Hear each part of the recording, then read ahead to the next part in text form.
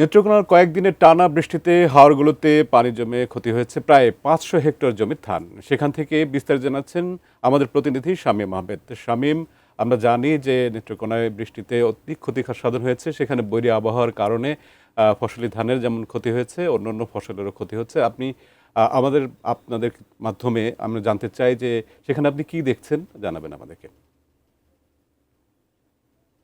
ধন্যবাদ শামীম। মুকিত।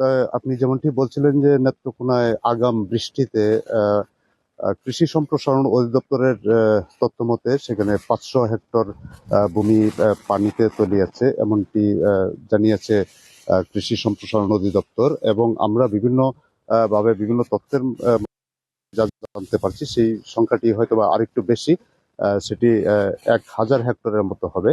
আর আপনাকে যদি জানিয়ে রাখি যে নেত্রকোনা জেলায় মোট বুরু আবাদ হয়েছে ১,৮৫,০০০ হেক্টর ভূমিতে। তার মধ্যে শুধু হাওর অঞ্চলগুলোতে রয়েছে প্রায় ৪১,০০০ হেক্টর ভূমি।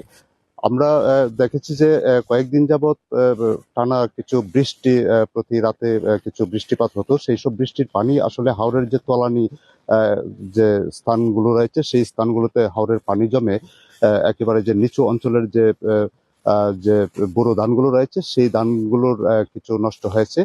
বিচ্ছিন্নভাবে সবগুলো হাওরেই আসলে এই পানিটা জমে একেবারে যে নিচু এলাকার যে ধানগুলো রয়েছে সেই ধানগুলো কিছুটা নষ্ট হয়েছে। সেখান থেকে আমরা অনেক কৃষকের সাথে কথা বলেছি, তারা বলেছে যে যেসব ধানগুলো ক্ষতি হয়েছে, যেসব কৃষকদের ধানগুলো ক্ষতি হয়েছে সেই সব কৃষকদের তালিকার মাধ্যমে যে তাদের যে ক্ষতি যতটুকু হয়েছে সেটুকু কিভাবে পূরণ করা যায়, সরকার যদি সেই ক্ষতিটাকে পূরণ করে দেয় তাহলে তারা ভালো থাকে, খুশি থাকে।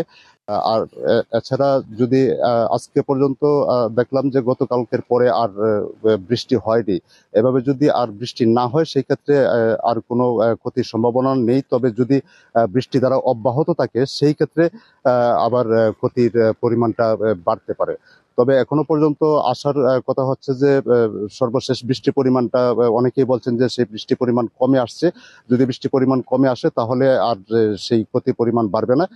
এই ছিল নেত্রকোনার হাওরগুলো থেকে আমার কাছে হাওরের যে জলাবদ্ধতার পানির যে জলাবদ্ধতার সর্বশেষ খবর। মুকিত।